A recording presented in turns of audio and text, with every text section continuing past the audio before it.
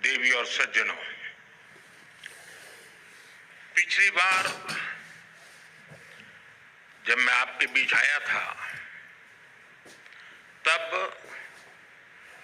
लोकसभा के चुनाव ज्यादा दूर नहीं थे। उस दौरान मैंने आप सबके विश्वास के कारण कहा था कि अगली बार भी भारत मोबिलिटी एक्सपो में जरूर आऊंगा।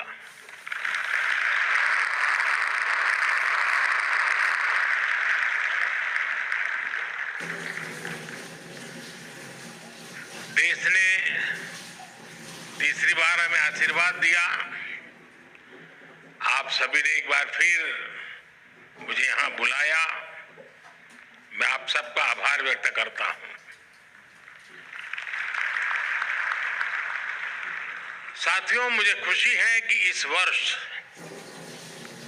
भारत मोबिलिटी एक्सपो का दायरा काफी बढ़ गया है। पिछले साल 800 से ज्यादा एग्जीबिटर्स ने हिस्सा लिया। 1.5 लाख से ज्यादा लोगों ने विजिट किया। इस बार भारत मंडपम के साथ साथ द्वारका के अशोभमी और ग्रेटर नोएडा के इंडिया एक्सपो सेंटर में भी ये एक्सपो चल रहा है। आने वाले 5-6 दिनों में बहुत बड़ी संख्या में लोग यहां आएंगे। अनेक नई गाड़ियां भी यहां लॉन्च होने वाली है। ये दिखाता है कि भारत में मोबिलिटी के फ्यूचर को लेकर कितनी पॉजिटिविटी है। यहां कुछ एग्जीबिशंस में विजिट करने, उन्हें देखने का अवसर भी मुझे मिला। भारत की ऑटोमोटिव इंडस्ट्री फैंटास्टिक भी है और फ्यूचर रेडी भी है। मैं आप सभी को अपनी बहुत बहुत शुभकामनाएं देता हूं। साथियों, भारत के ऑटो सेक्टर के इतने बड़े आयोजन में मैं आज रतन टाटा जी और ओसामू सुजुकी जी को भी याद करूंगा।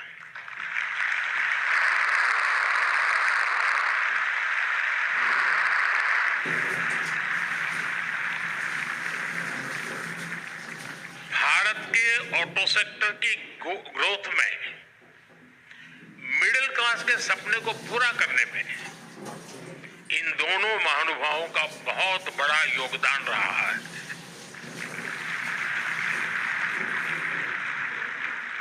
मुझे भरोसा है कि रतन टाटा जी और ओसामा सुजुकी जी की लेगेसी भारत के पूरे मोबिलिटी सेक्टर को इंस्पायर करती रहेगी।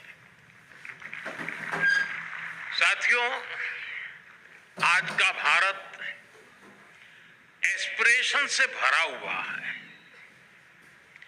युवा ऊर्जा से भरा हुआ है। यही एस्पिरेशंस हमें भारत की ऑटोमोटिव इंडस्ट्री में दिखाई देती हैं। बीते साल में भारत की ऑटो इंडस्ट्री करीब 12% की ग्रोथ से आगे बढ़ी है। Make in India, make for the world के मंत्र पर चलते हुए अब एक्सपोर्ट भी बढ़ रहा है। इतनी तो दुनिया के कई देशों की पॉपुलेशन नहीं है जितनी हर साल भारत में गाड़ियां बिक रही हैं।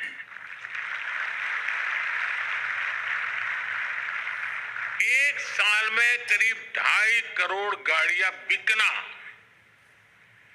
ये दिखाता है कि भारत में डिमांड लगातार कैसे बढ़ रही है।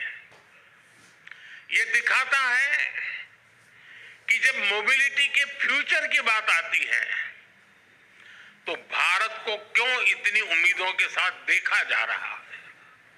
साथियों, भारत आज दुनिया की 5वीं बड़ी इकोनॉमी है और पैसेंजर व्हीकल मार्केट के रूप में देखें तो हम दुनिया में नंबर 3 पर है। आप कल्पना कीजिए कि जब भारत दुनिया की टॉप 3 इकोनॉमी में शामिल होगा तब हमारा ऑटो मार्केट कहां होगा।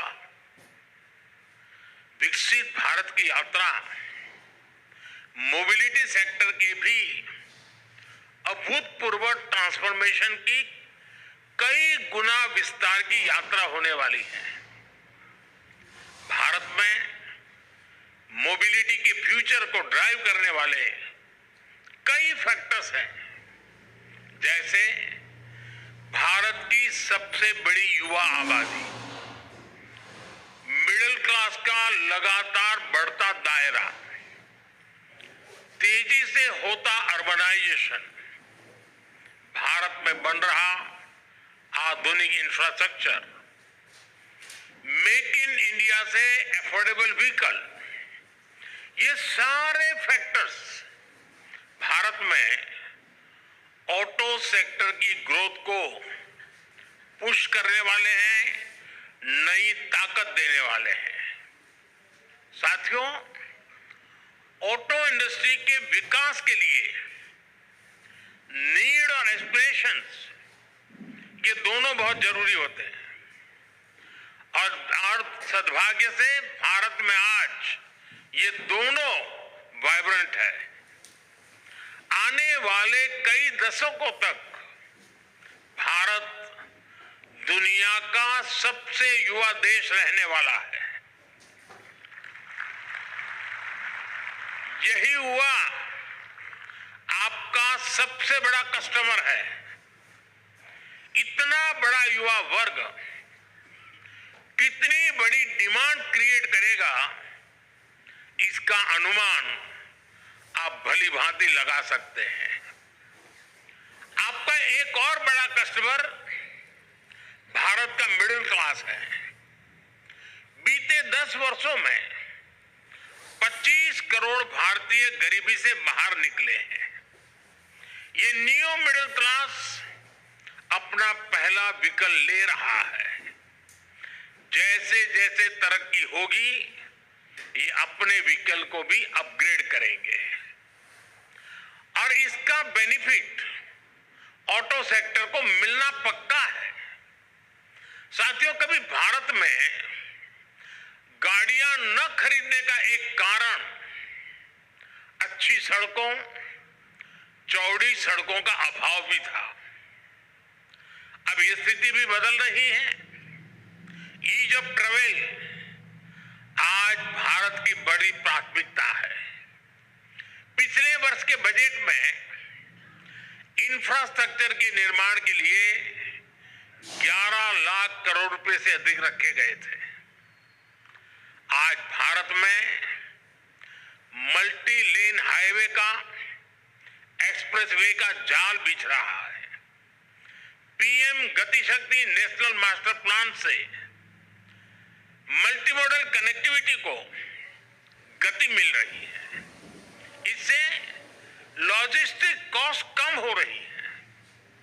नेशनल लॉजिस्टिक पॉलिसी की वजह से भारत दुनिया में सबसे कॉम्पिटिटिव लॉजिस्टिक कॉस्ट वाला देश होने वाला है।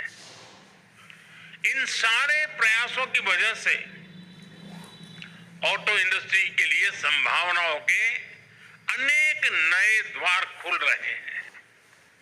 देश में गाड़ियों की डिमांड बढ़ने के पीछे भी ये भी एक बड़ी वजह रही है।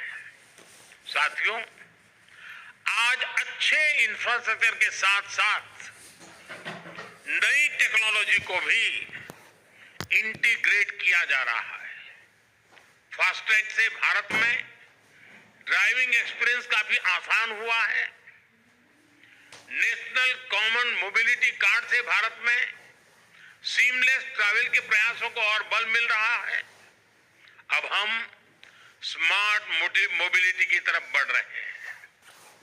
कनेक्टेड व्हीकल्स, ऑटोनोमस ड्राइविंग की दिशा में भी भारत तेजी से काम कर रहा है। साथियों, भारत में ऑटो इंडस्ट्री के विकास की संभावनाओं में मेक इन इंडिया की मजबूती का भी बड़ा रोल है। मेक इन इंडिया अभियान को पीएलआई स्कीम से नई गति मिली है। पीएलआई स्कीम ने 2.25 लाख करोड़ रुपए से अधिक की सेल में मदद की है। इस स्कीम से ही इस सेक्टर में 1.5 लाख से ज्यादा डायरेक्ट जॉब क्रिएट हुए हैं। आप जानते हैं, आप अपने सेक्टर में तो जॉब क्रिएट करते ही है, इसका दूसरे सेक्टर्स में भी मल्टीप्लायर इफेक्ट होता है।